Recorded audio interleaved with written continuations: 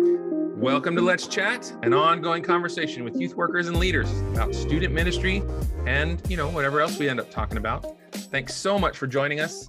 Today's episode will focus on mental health and special needs.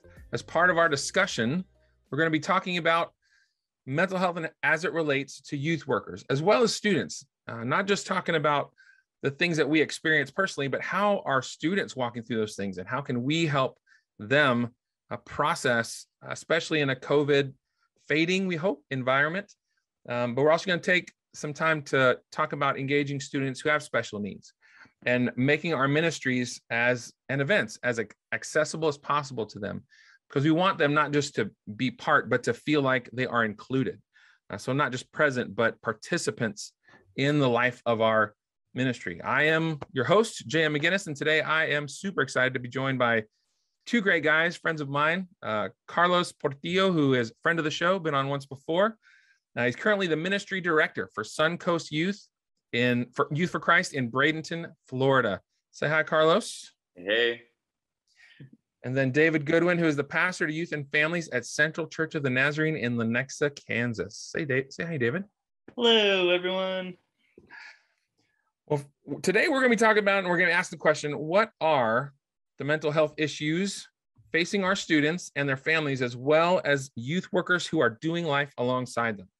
How should we think about mental health, right, when it comes to self-care as a youth worker? Because that's important. Anybody who says otherwise hasn't been doing it long enough. What are the ways, and then also what are the ways we can increase the accessibility and engagement for those students who have special needs, as well as talking about maybe some best practices when it comes to creating and accepting culture, right? While accommodating these students and their families, what are the things, if you're out there listening, that we could give to you just to help you get your mind around what it means to be inclusive and to include them in as many aspects of the ministry as possible, with the goal, obviously, of making them feel like we said, participants, not just participants, or not just present, but participants, that they are in the life of your student ministry. So let's jump right into it, because so my wife is an LPC. I know, Carlos, your wife is studying to be the same kind of thing. We have mental health as part of our everyday walking around.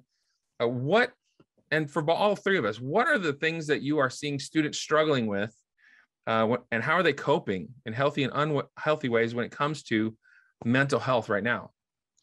Yeah, and so I just want to first off say I'm not a professional. In fact, a lot of my experience is probably from the times I failed. And so as you listen to this, don't hold me to my word a lot, but I'm learning a lot from my wife. She's working as a case manager at a mental health hospital, and the work she does is outrageous. It's amazing. I'm proud of her.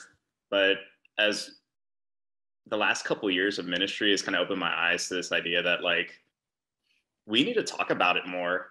Mm-hmm. And that's something that I'm starting to see in the trends on TV shows, social media, books I'm reading, conversations with my wife, statistics going on all over the world.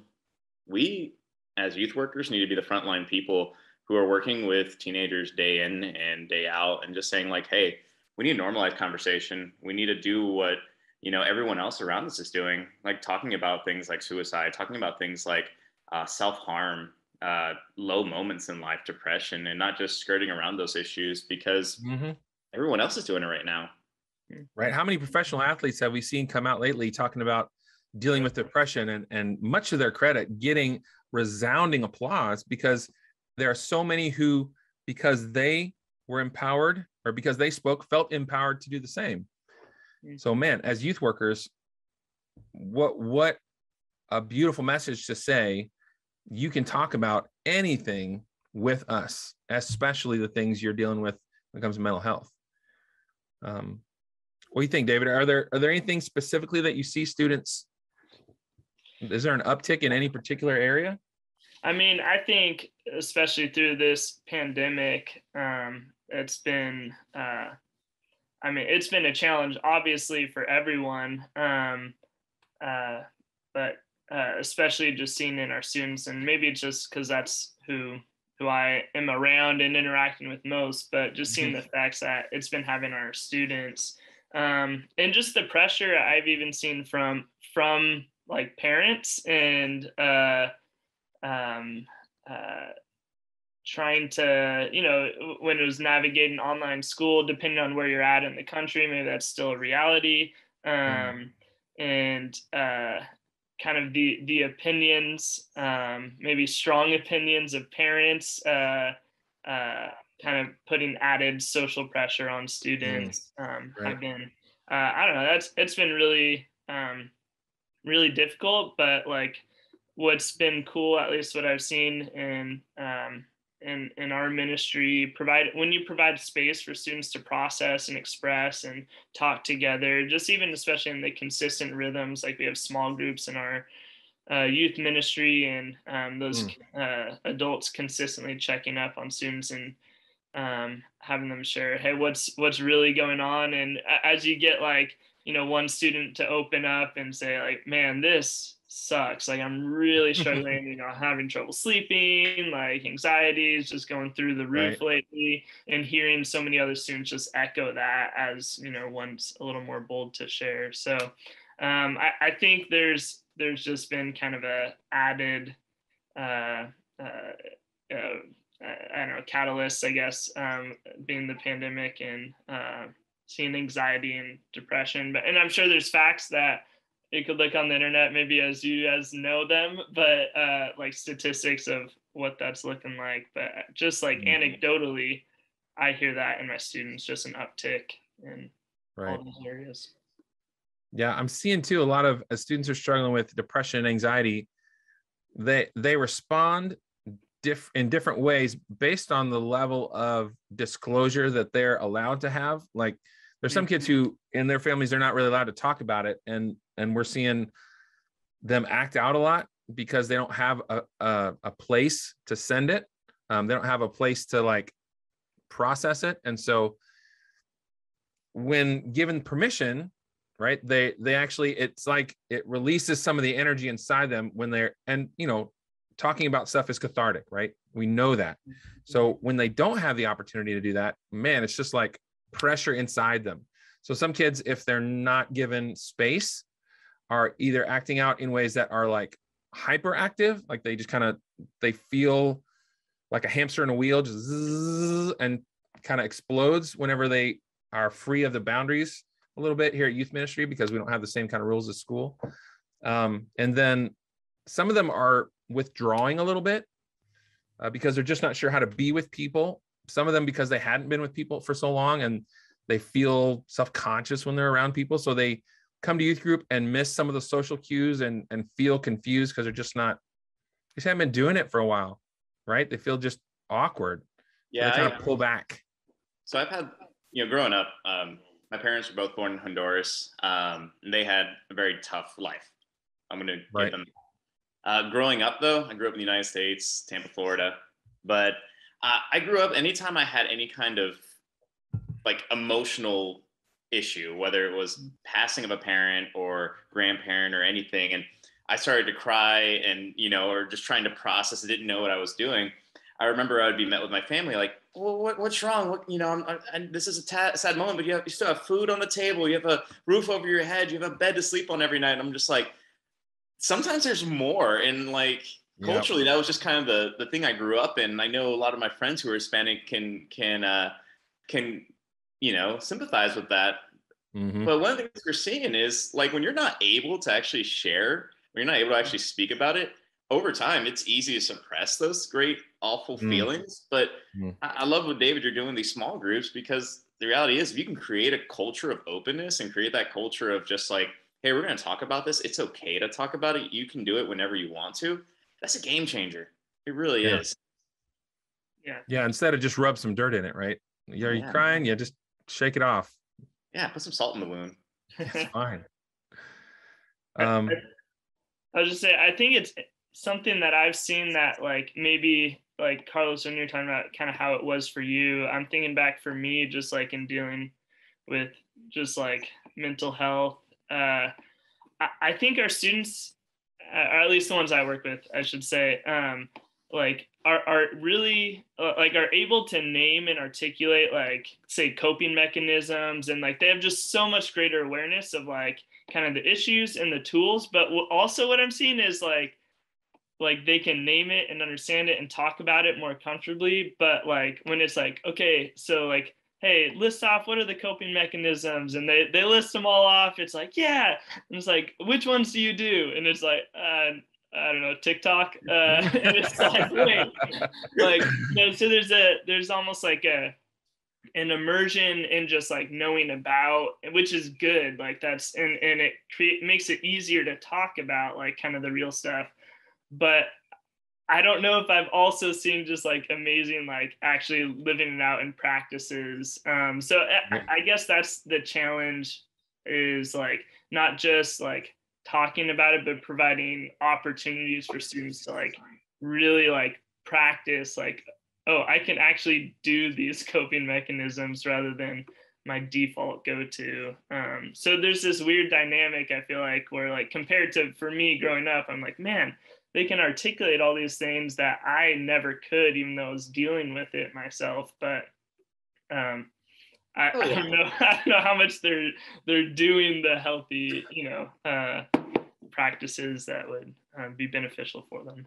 Right, high on education. Yeah, it's easy to know what you want to do, but it's hard to actually do it. Yeah, for sure. Which is life, right?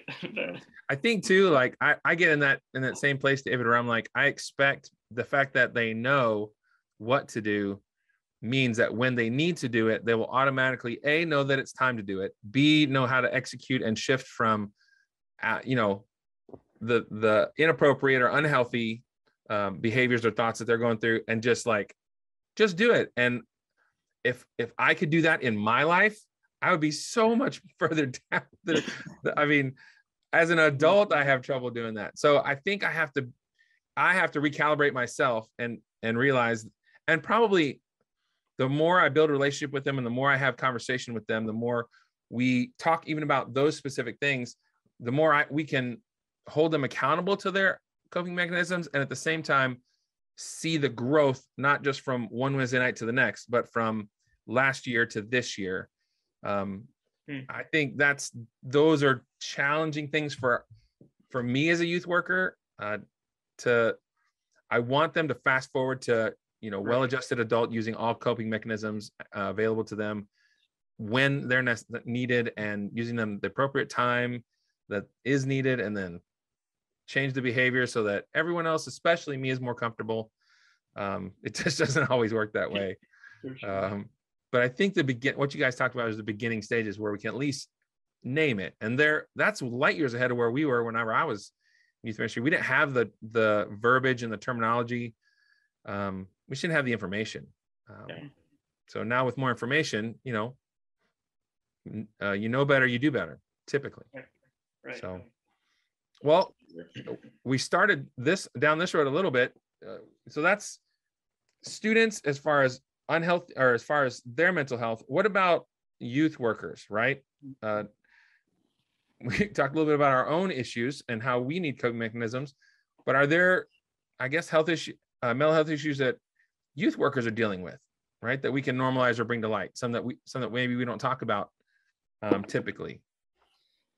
I mean, yeah, for sure. I think mental health, it's a people thing, right? And so youth workers aren't excluded from that, for sure.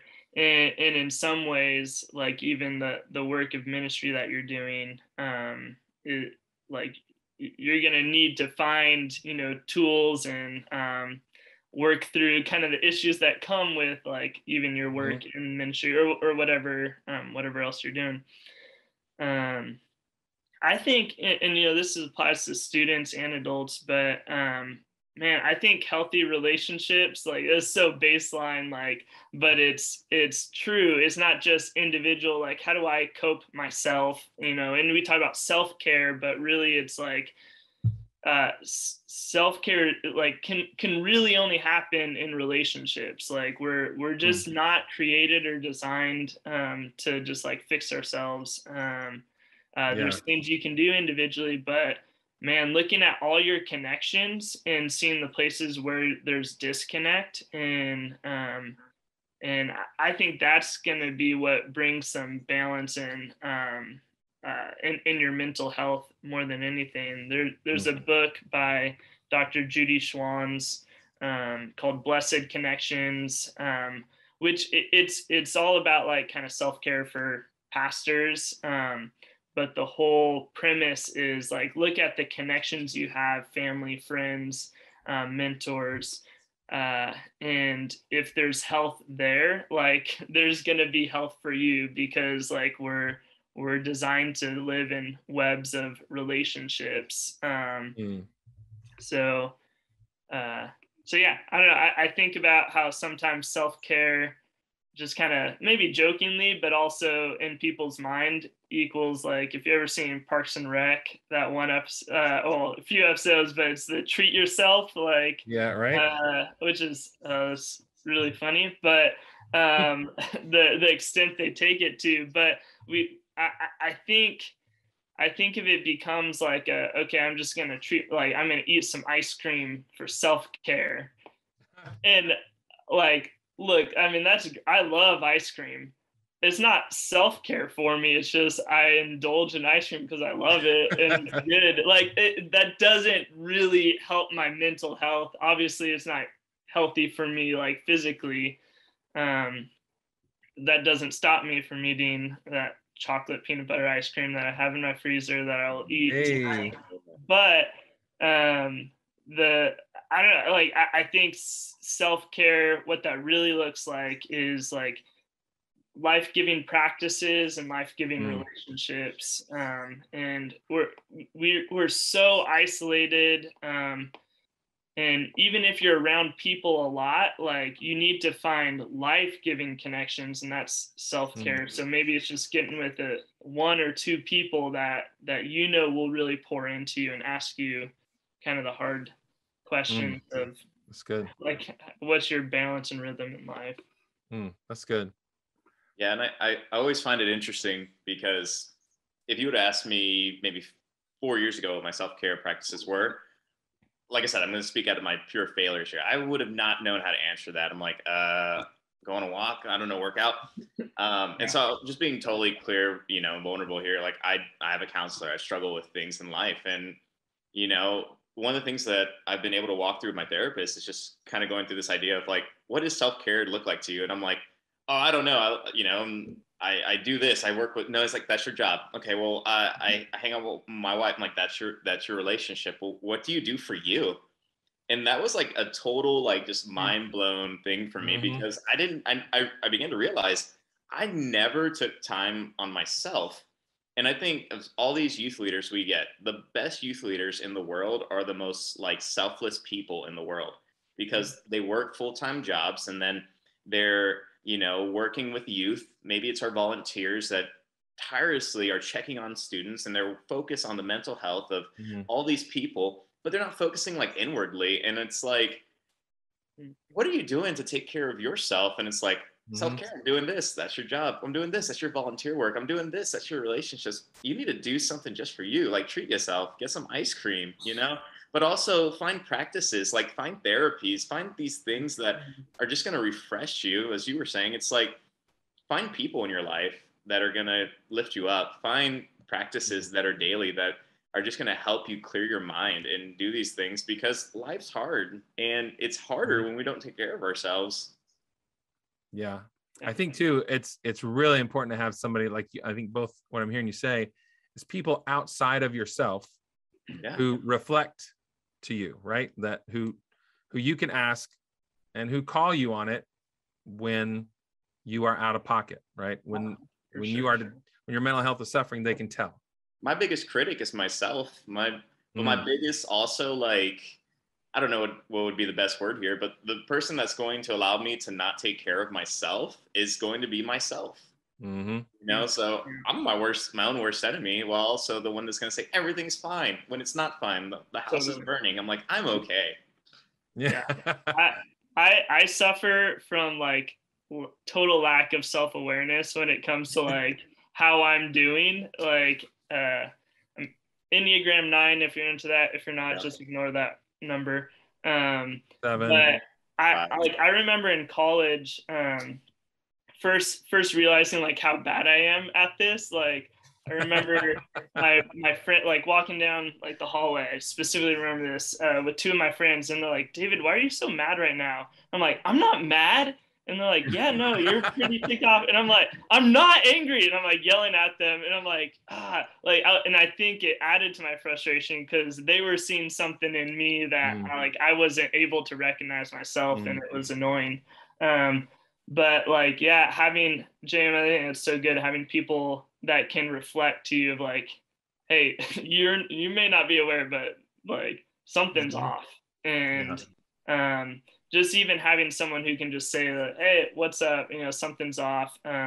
Will kind of start the process for me at least of like, ooh, like what is undealt with? Because you know, I end up stuffing so much throughout my day. Just move on to the next. Like, what's undealt with that needs to be dealt with? And Carlos, you were talking about how you started seeing a counselor, and I've gone to counseling at like a season in my life where I really need to lean on it. But dude, even you saying that now is convicting because I've been like, I've often said like it's so hypocritical. I'm like who can benefit from counseling? And like anyone, like everyone will benefit.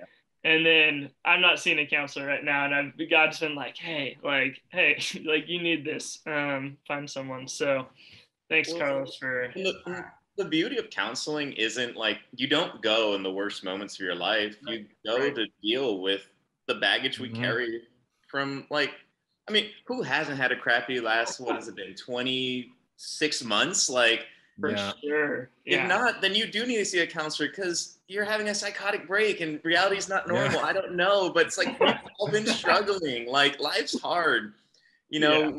Absolutely. Everything going on in the world, let alone all the things that are happening in our own personal lives. And so it's like, just take the chance, take the plunge, uncover things, unearth things in your heart that it's like, hey, I don't know why I'm defensive in these moments. I don't know why I'm hurting in these moments. I don't know why I'm short-tempered when these things happen. Like mental health is health. Like just take care of yourself. Yeah. And it's a process to find the right one. I'm in the process of finding a new one. I've taken a couple for test drives, so to speak, and they just didn't work out. So it's not just that I'm going to sit down at the first therapist I talk to and go, yeah, this is the right one. There's a fit there. And there's also telling them what you need. Like I need somebody to push back on me. I don't just need you to listen and say, yeah, that's good. I need somebody to ask me hard questions. Like I kind of know what I need in therapy. The last therapist I had quit the business. And so finding one that lives up to who he was is always going to be a challenge. But as I'm looking for one because I know, and what I've heard you guys say is it's impossible to self-assess. Right? When it comes to your own mental health, for sure, you can't. And so to look into a mirror and go, well, you know, I think I'm probably a little overwhelmed, maybe burning out, and maybe a touch of depression and anxiety. Okay.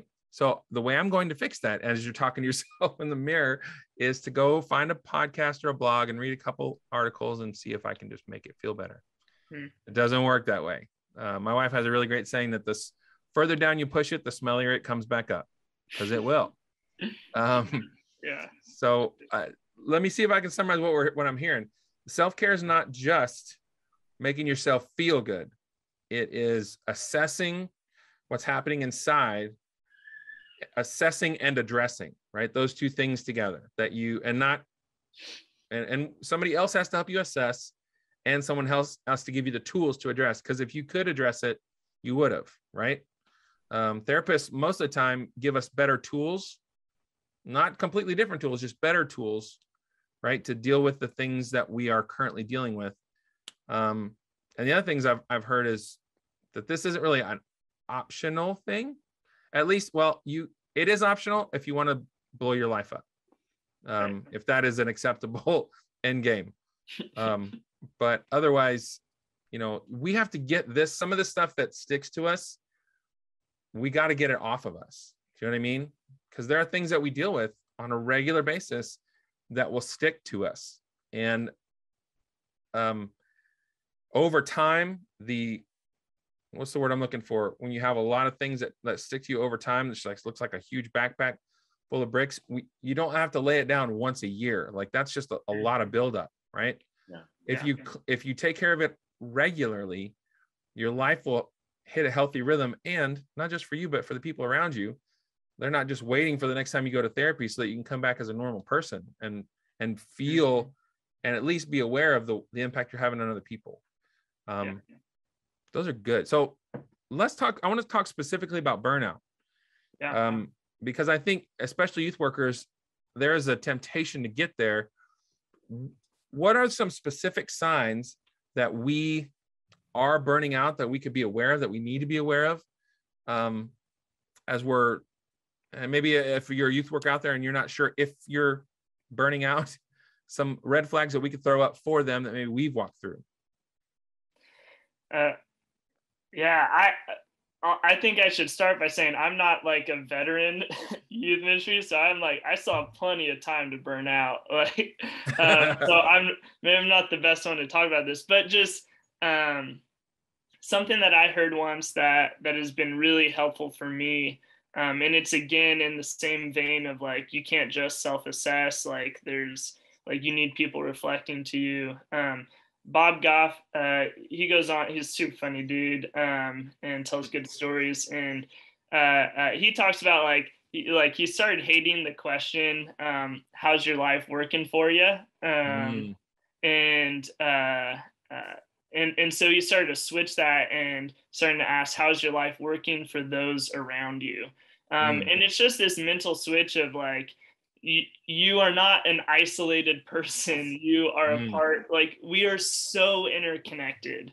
Like even like discovering like who you are. I'm going to have me time. Like it, like I'm really starting to be convinced that like that doesn't quite exist. Like there's like, you don't know who you are until you know who we are, like who you are. Like you only exist in relationships with other people. Like I really believe that. And so asking the question, like if you look at the people around you closest to you, if your life isn't working for them, your life isn't going to be working for you.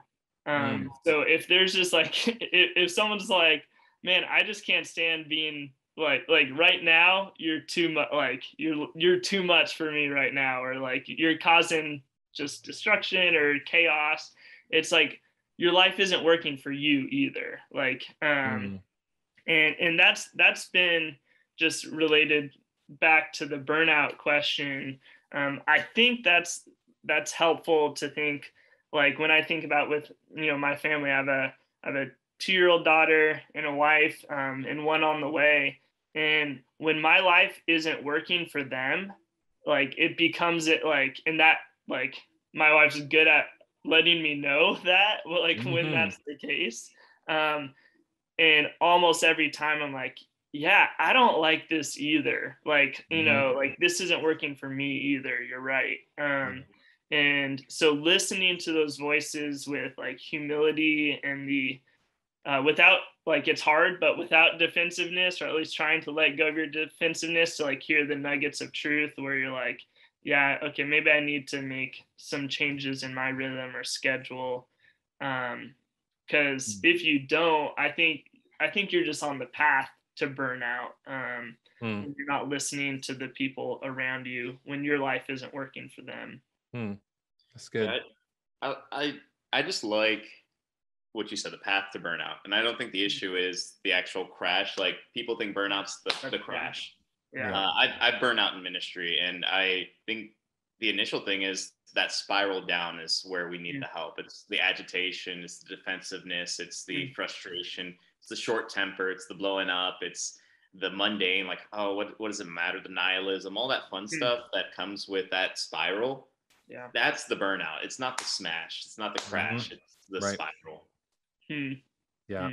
I think too, one of the big, for me, as I burned out too, I think the thing for me that was probably the most indicative is the loss of identity, that I began to identify that my identity became tied in what I was doing, instead of who I was in Christ. That it wasn't enough for me to be a child of God. That wasn't my first identity. That was like fourth in the list. first person I was my job, my task, my role, my how many calls I got, texts I got, how many times people needed me, and how many times I got applause. Like those were the things that I needed and began to gravitate to more. And I also began to display a lack of ability to Sabbath, right? I didn't know what being still felt like. I didn't know what listening to God felt like. I was just doing all these things that I assumed he wanted me to do without ever asking him if he wanted me to do them, because they were in my job description, right? So just because it's what you do, it doesn't mean that's who you are. And that's I think I would say, especially for males, but not exclusively for males, that's a large temptation to identify with that. What we do is who we are. Because what is the first thing that people ask whenever you walk up? It's within the first 5 minutes. So you got your name, got where you live. So what do you do? So I started answering the question a little bit differently. I told people, well, I play basketball. I hang out with my 4-year-old. I go to movies. I poop, I eat, I sleep. Right. What else? Anything but my job, right? I tell anything except the way I work or what I do for a living, because I want to help other people too, help them not identify by what they do. I don't want to perpetuate that particular cycle. So for me, one of the signs, the big sign, was not having my identity rooted in Christ. And man, if it's not, it's like pulling up the anchor in a storm. If you're in a boat, you really can get tossed, depending on how well your job's going, depending how well whatever it is you identify with is going. That's where you are, and that's a dangerous place. I'm gonna throw in some other thoughts, even though I already said I'm new at this still. So just some years in the ministry, but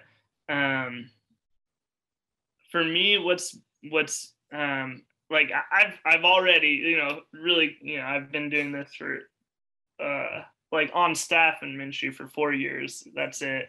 By the way, that's plenty of time to burn out. Just saying. Yeah, no, for real. And so quickly I started to feel super dissatisfied. And I think maybe, I don't know if it was just my context, and maybe other people can relate, but I started to feel more and more like an event coordinator than a pastor, which was what I thought was my calling. And just growing dissatisfaction with, I like events. I like going to events more than planning them, but I didn't get to do that much. And so I just feeling growing dissatisfaction. And it really has only been somewhat recently where I've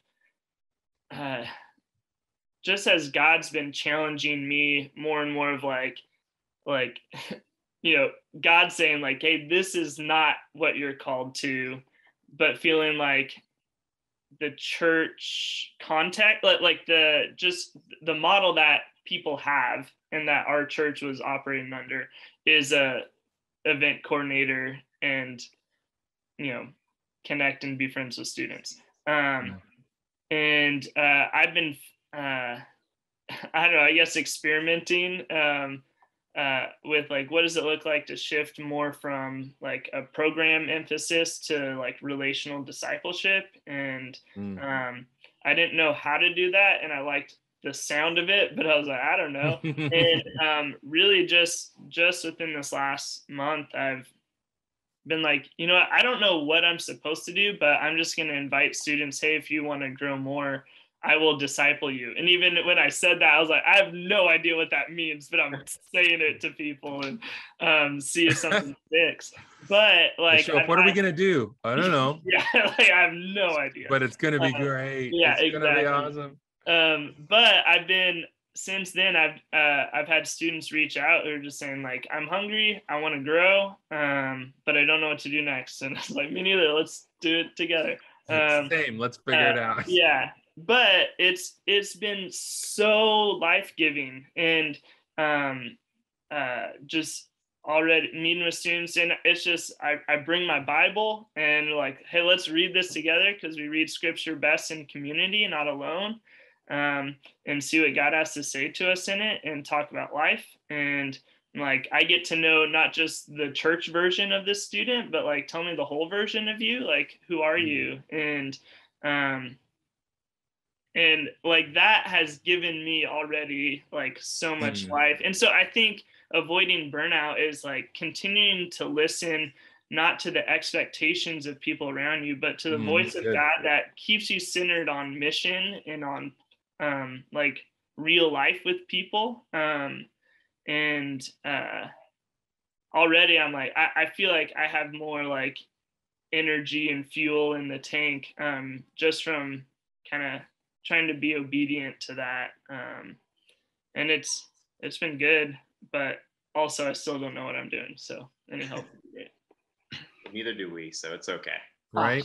Shoot. Yeah. If you're out there and you Sent do out know you what on the you're doing, fancy. let us know. We'd love to have you on the podcast to have that particular episode. That would be excellent. I definitely echo what you're saying, David. And I think I hear all of us saying that make sure you're doing what you're supposed to be doing, not what other people think you should be doing. Right. My wife has a great saying, don't let anybody should on you.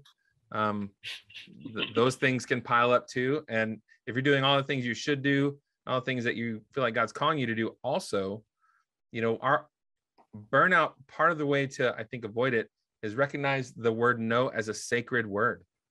It's a holy word, and not because you can only say yes to so many things. If you say yes to this, then you are going to have to say no to the other thing, right? So if you say yes to everything, then you say no to your own mental health.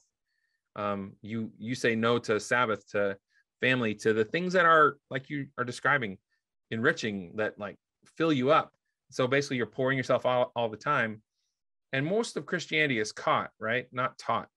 And and that's probably the biggest regret I've got as I was going through a season where I was doing all these things. I taught students that that's how it's supposed to look, as when you're really connected to God and serving the church, you do everything. And that's not right. Like, that's not how it's supposed to be. So teaching our churches and our students that there is a rhythm to life, and Sabbath must be part of it. It's funny how we ignore that as a commandment, right?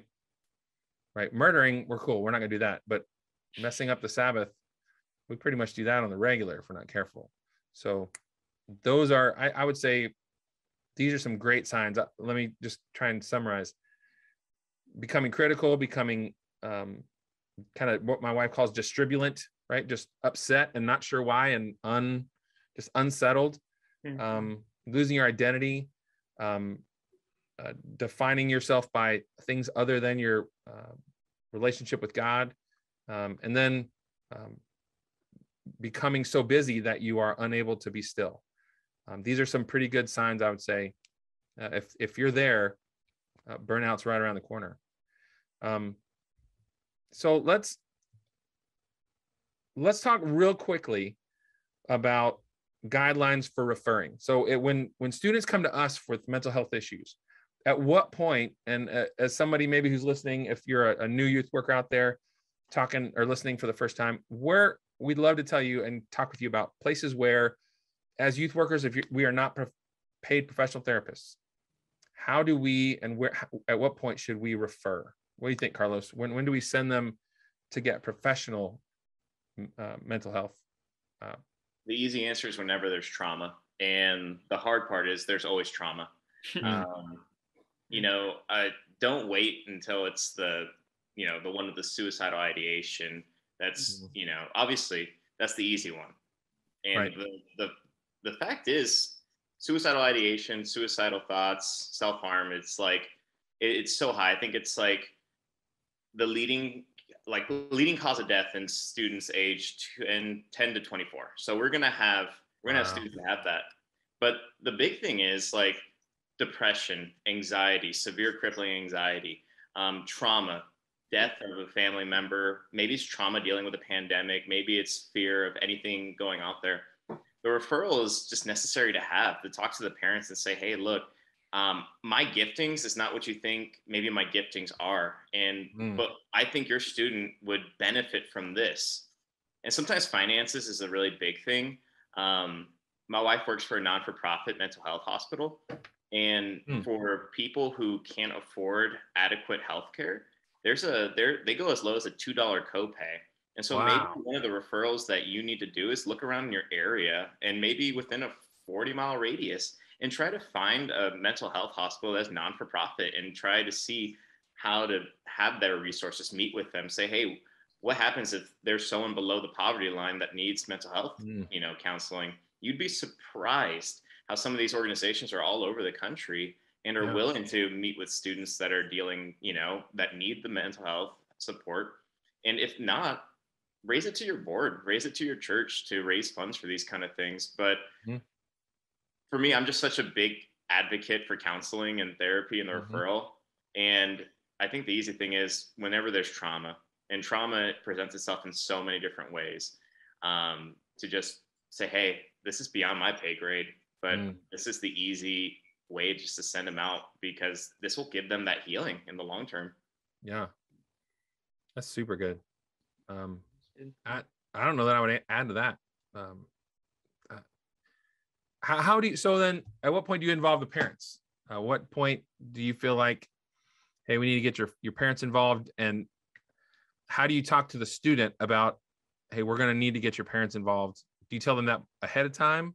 Absolutely. We're mandated reporters. And one of the things I always tell them is, hey, look, whatever you say is confidential unless it's going to be Mm-hmm. something about self harm or self harm to yourself or someone else. And outside of that, whatever you say is between us. But I've had conversations where I didn't feel like the student was going to have, harm themselves or was going to harm another. Mm-hmm. But I still said, look, let's be real here. You're struggling. You've been struggling for 2 to 5 years, whatever it is, and you need more than what I can offer. And the only Right. way we can do this because you are a minor is bringing in your parents. And it's like, no, I can't do that. I can't talk to them about that. I'm like, you don't have to. I'll talk to them for you.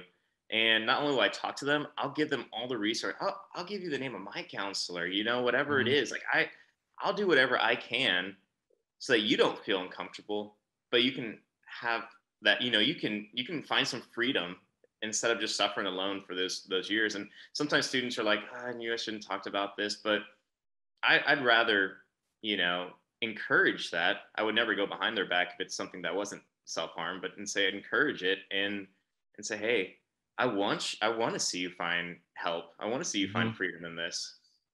Yeah. Yeah, that's good. That's good. Well, let's switch gears because we have these other questions I want to talk about when it comes especially to students who are struggling with mental health, but maybe on the special needs side of that. And I guess I don't just want to talk about specific and what we would typically think of as special needs. I mean, there's students who are all on the spectrum, right? ADHD, right? ODD, selective mutism, processing disorders, speech disorders, anxiety issues, vision issues, muscular issues, hearing issues, depression. I mean, there's a wide variety of people who need an extra bit of help to engage and to become part of the culture of our group. Um, what are some things as we're talking, as maybe there's youth workers out there who are excited about, the possibility of engaging students with special needs? What are some things that are important to do? David, like to think about beforehand, the communication with families and students and adjusting logistically, programmatically. What's some advice we could give to them?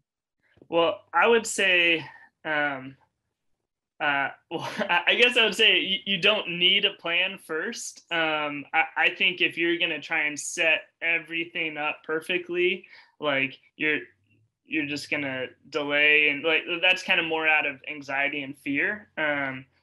I think it starts with just engaging and connecting with those students around you, and that are in some way already connected to your church, and um, maybe already in your youth group. And it for sure it does require,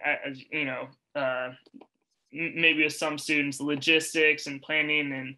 And I mean, again, limited experience, but I have a number of students that selective mutism that I've had in the past, and autism spectrum, Down syndrome, ADHD, ADD. whatever letters and acronyms we want to put on students there. But I think bottom line, like it's about relationships and connection and pushing through maybe fear of unknown and uncertainty of maybe you're like, I don't know how to connect with a student with dealing with a certain thing, and do your research. There's so many resources out there. You can type in like, what is autism, and watch amazing videos that you're like, oh, I didn't realize autism was just this, but like there's this whole spectrum, and like you can really quickly get like, enough informed to engage in a relationship with people. Okay. So I think that's definitely the start. And then like working to get your youth workers, your other volunteers, like whoever else is with you in ministry, to get like a little bit of information to kind of overcome that barrier of an uncertainty and not really sure how to proceed in engagement. So what I'm hearing is step one is educate yourself, right? But actually, no, maybe I heard step one is engage with them. Yeah. Right? Because you got to know what you're educating yourself on. Like, talk to me about, is your child autistic? Okay, well, where are they on the spectrum? Is there specific things so engage with the people, then educate yourself. And then start thinking about, once you've educated yourself, start thinking about, okay, what does program incorporation look like? Yeah. And that would be, talking to parent or guardian, to know, like, don't assume like you have to adjust all these things without knowing, first talking to parent or guardian, to understand that. Like we, in the past, we've had a student who has Down syndrome, and was very much a part for a while, like of our congregation and youth ministry. He had always he was there Wednesday nights, small groups, and very much included, not like, we didn't have like some special ministry for students who have special needs, which I'm sure like some churches could do that really well, but that wasn't like, we were just looking for how do we include everyone in our ministry. And just little things of like, okay, we're having group discussion, and this particular student it's really hard to understand the things he's saying, but he does like talk and want to share things. But like, to be honest, I really there's only a few words different times that I like actually catch, but I do not know what he's saying. But we have like group discussion, and he'll raise his hand just like the other students. And especially early on, there was a sense of fear of like, I don't know what happens when I call on him, because but it was like, no, he's a part of our youth group, and so and he has something on his heart he wants to share. So I'd be like, all right, hey, what's up? And he would share his thing, and then I would say thank you, and then have other students share.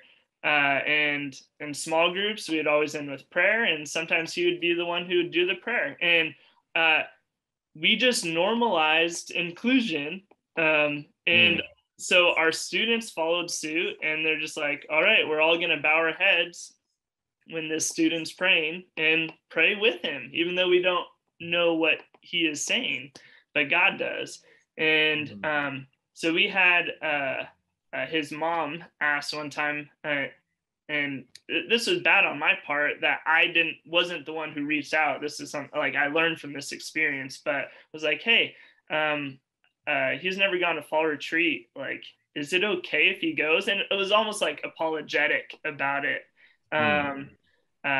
He also has, some of the things like diabetes and like health, diet things. But I was like, is it okay? Yeah, of course. Like, he's part of the group, just like I would say that for any student. And I didn't know how it would all work out at the point of saying yes, but like, he's a student. Like, yep. I think you got to move away from the stigma and just see people as people with, everyone has unique things they that are part of who they are. And so what we after saying yes, it's like, okay, now let's figure out how to set him up for success. So we got like a team of people who would be like, just ready to engage and connect and learn from his mom, like what do we do in these different situations. And it was like having him there was one of the highlights of the retreat, like, and students, like, he's just a light to the group. And I like the language you're using there, the we and the team, because I think that's one of the biggest things we can do is tell parents and students that that we're on their team. Like, we want to be part of, because they deal with this 24/7. So they're way better educated than we are. And asking if we can be on their team instead of saying, hey, we want your kid in our team, right? Because that's not how it works. We have a youth ministry, they have a family, and this youth ministry is going to be something they're in for a season, but then they're going to move on. So while they're here, can we be on your team? And how can we best be successful and help our team, if we're on the same team, win? Because, right, I think what I'm hearing you say is, and what a question maybe you already answered for yourself is, are we willing to work, right, to reach their kid? Yeah. Because it's not just business as usual. Like, you just don't, well, you need to, conform. Well, go ahead and try that, but that's probably not going to work for them or for you, right? Mm-hmm. Yeah. No, that's right on. And I think it's, and I'm speaking all of these things out of, like, I feel the temptation in myself, but, like, am corrected and have learned, like, and am learning. Students who have any sorts of special needs, that viewing them not as like a problem to deal with, but that they are a beloved child of God and belong just as much as anyone else. And so it's sure, maybe figure out more logistics, but that needs to be a core belief of youth ministry. I think if you're gonna be a youth worker, is believing or striving to believe that that all students are beloved children of God, and not problems to deal with. If we see them as a problem, they're going to pick up on that, right? And so are their parents, and they're just going to leave. 100%. Yeah, totally. Yeah. And I think too, one of the things I've been reading a lot about this since with our topic coming up, but one of the things I heard, read in an article, is that our job is to reach all kids, but not all students can be held to the same standards of behavior and processing. The challenge, that is the challenge and the opportunity, right? That it's not fair. It's not good if we've had students who in the back had to walk around during the message because they didn't have the ability to sit still and process. We have had kids who had to have devices in their hands because of the ways they're processing. Even students who in small group, you had to give them the questions ahead of time so they can read through it and think about answers and be there, and be able to participate when you get there. So yeah, it will create an opportunity for you to be creative in the ways that you reach kids instead of just the same ways that everybody else is reached. But I think when we open ourselves up to the idea that not everyone is going to receive it the same, and we need to become more attuned to other people's needs, I think that causes us to look outside of ourselves, right? Because we can get real selfish about how the program feels for us instead of how the program feels for them. Yeah. The question, how did you feel about how it went tonight, to the lead youth worker, isn't really the best question. Because there are times when I walked away feeling like, man, that was horrible. The kids really connected and did. That's what's most important, right? We used to wear bracelets all the time. That said I am on them, right? It's not about me. And man, especially with kids who have particular challenges, I don't know, you got to answer the question like you have, David. Do you want to do it? Like, do you want to reach them or not? If you don't, then don't, and they'll leave, right? People vote with their feet. We'll get feedback that way. Yeah, for sure. So then if let's say we've made the decision, okay, we want to be inclusive. Our heart is shaped in, with the Spirit's direction to bring them in. What are some, I guess, things that if they're out there listening, that we can tell the youth worker, hey, here's some things to think about, to do, to prep in advance, things that we did that worked, things that we tried. Because I think that's the other thing. There isn't a strategy that we can hand to them, right? Here are the 5 steps to including special needs people in every aspect of every range of the spectrum, because that doesn't work that way.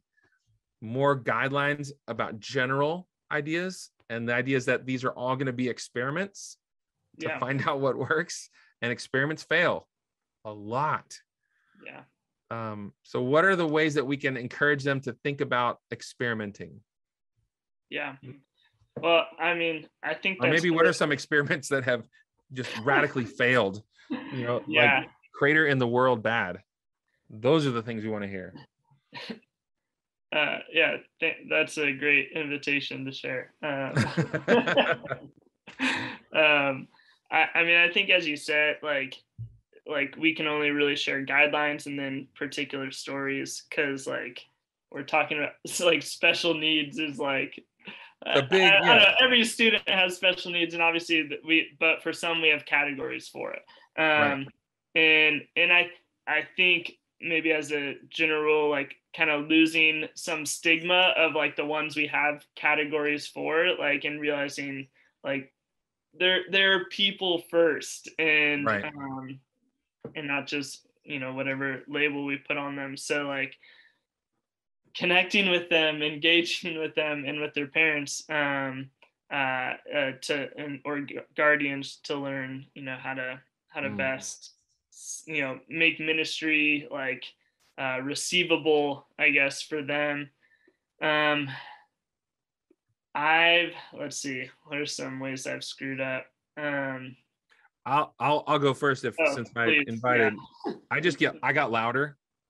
Like I try to impose my size and voice, and I was like, you need to be quiet, like, just, you need to stop, and then have the after thing, like, loud conversation with them about, you're disrupting the whole group for everybody, because my mistake was that it was an issue of want to for them, right? That they didn't want to behave.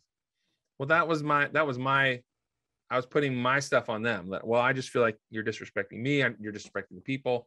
This was early on. I think my temptation is to assume that they understand what social cues are happening right now and are able to process them in the same ways that I am and anybody near them is, and that they are choosing to do something other.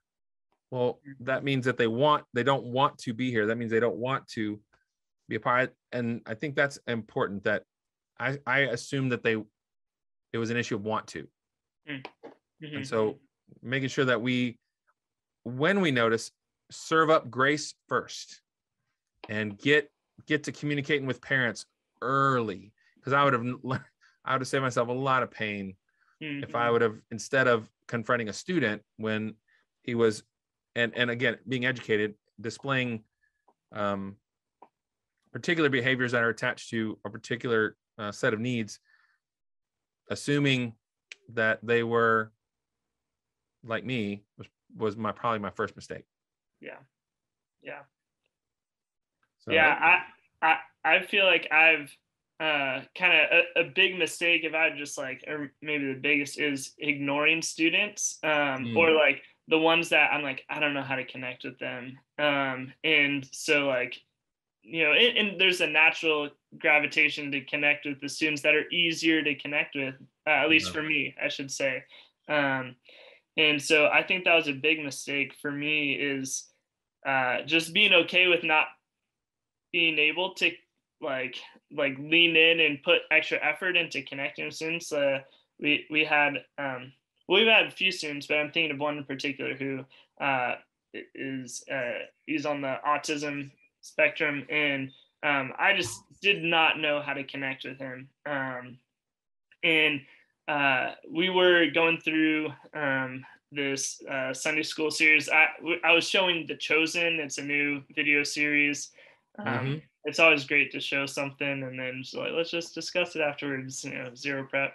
Oh That's yeah. not, well, that's part of why I did it, confession. But it was good. And one of the disciples that's characterized in there, Matthew, he has a lot of behaviors that that resemble someone who has autism, and each at the end of each lesson or show that we would watch, I would ask like, hey, which disciple or which character did you relate with most? The funny guys would say Jesus, and like whatever. But this particular student kept bringing up just how much he connected with Matthew, and then finally at the very like the last episode we watched of the season, he was like, it's just been so helpful to see someone like Matthew and realize that someone like him can be called to be a disciple. And that just was a light bulb for me of I haven't been intentional, one, about connection, but with him, but two, about like representation for people. Like people need to be able to identify themselves in the followers of Jesus and be like, could I be one too? And I've been able to from there like be way more intentional. Like this student is actually going to be well, anyways, I won't share that. But like he's just more and more involved, and it's cool to see the ways he's been leading the group. And I'm not saying it's from that one, series, but anyways, all that to say, it's easy to ignore students and just focus on the ones that are easier to connect with. And that's what I'm hearing is like fail forward, like don't be reserved, because I think you're right, that protects us. Right? It doesn't help them. It makes us avoid being embarrassed or saying something stupid or just doing the wrong thing that we think is going to trigger or set off or make it harder for them and us and the group. And at the end, make us look like fools. And man, making yourself a fool for Christ, like showing love to kids, that's if our students see nothing else, if they see us making the effort to reach those who are not like us in whatever way, man, don't we hope that's what they catch by the end of our youth ministry? Like set that culture. Yeah. What do you think, Carlos? Maybe not a lot of experience here, but do you resonate with some of the things we've talked about? Yeah, I think the experience I have is more on the behavioral side. And I mean, I've learned by failing. And one of the things, if I can give one nugget of knowledge, of wisdom of the time I failed, is be cautious of when you correct. Not when you correct, but where you correct. I had taken a bunch of students in the past across the state, and I had a student who had a plethora of behavioral issues. And when you're driving in a van, there isn't enough time to correct personally. So I had to correct while in front of everyone else. I instantly regretted that because the plethora of words that came my way, was awful. And I had about another 30 minutes to go. So I was like, well, we're just going to have to go there. The moment I pulled out of the van and the student just walked off. So we're in another city. I don't know where the student went. This is bad. And so I finally find the student. I'm sweating right now. Yeah, I'm stressed. And so I find the student. So nervous. I just like, dude, not cool. You can't do that. And he just looks at me. He's like, why would you say that in front of everyone else? And immediately, like the shame just came over me. And so I just said, because it wasn't an angry student who said that in that moment. It was a burdened, a very, very sad, thing. And so I looked at him and I just said, I'm so sorry. I should have never done that. That's cool. It's just one of those moments where I didn't know. Now I know just the things that happened there. He had these PTSD triggers that were diagnosed I didn't know of at the time, but still I learned in that moment never to correct a student in front of people, especially their peers, because the reality is you never know what they have, and sometimes they may not know the things that they have. Yeah. You know, what's it? 1 in 5 students, 1 in 6 students have a behavioral issue, and the crazy part is some of them don't know that yet. Yeah. Yep. Yeah. Yeah, that's good. So being, I guess, patient and full of grace first. Yeah. And I think knowing ourselves too, like if your first dance move is to get loud and like corporately correct, maybe adjust that down to a more private way, as much as circumstances lend themselves. And I think with more relationship, you get more opportunity, right? Yeah. So the more you know them, the more you know about them, the more you learn about them interpersonally. And there seems to never be enough time, but with the time we have, make sure that we're using it to do those things. I think, David, you said that it all comes back to relationships. Yep. So that's a good lesson, Carlos, and thanks for sharing maybe one of your more painful ones, because I think that's what we need to say too, is that, guys, we're just sitting here on this podcast as guys who are figuring it out and who fail on the regular. So we'd love to hear your comments about ways that you've done it that have helped. We're going to include the show notes at the end of this, and it's got everything we've talked about, including a couple of articles that we found. I want to definitely point you towards NY Connect. There'll be articles there if you want to learn more about special needs and those kinds of things. But I want to give you guys each maybe a last plug. If there was one thing that you would want to say about mental health or special needs that you would leave our listeners with, what would you say would be top of your priority list to be talking about and be thinking about? Just real quick, normalize conversations on suicide. Post on your youth rooms in some place the suicide prevention lifeline number or website. It, like I said earlier, it is the leading cause of death in students age 10 to, I think it's 34, but specifically our age, 10 to 18, 19. Wow. 130 people pass from suicide each day. And I know it's such a thing that is hard and messy and you don't want to talk about it sometimes, but we need to. Right. It's not a we should, it's we must talk about it. That's good. All right, David, over to you. Yeah, I think, man, this is so Sunday schoolish, Bible-y, whatever. But like at the end of the day, like just loving students and listening to them. Like I've heard before, like this phrase, like listening and loving are like indistinguishable to most people. Like it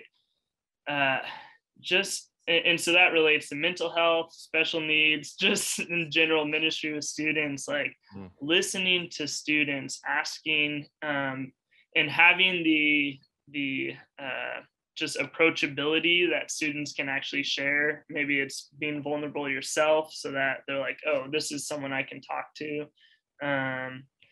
And listening to students, hearing their stories. I think that's going to be kind of the groundwork for being able to then have the invitation to speak into mental health issues and better help you do ministry with students with special needs.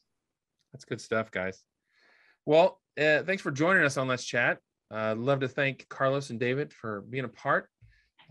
Again, if you want more on mental health and special needs, check out nyconnect.com for blog posts, resources, and more. And if you'd like to check out the resources we've talked about, the articles we referenced, even the books that we referenced, Carlos has dropped some really great graphs and statistics in there, and even hotline things that you can use in your youth room. Go to nyconnect.com and view the show notes. We want to give you as much as we can through the podcast. And if you enjoyed today's episode or know someone who would benefit from it, please share, pass it on. We'd love to hear your comments. Love to get any feedback about things you'd want us to be talking about. Let us know you're listening. We'd just love to get connected with those of you guys who are out there listening. Thanks again for being a part and for continuing to invest in students. So until next time, thanks for listening.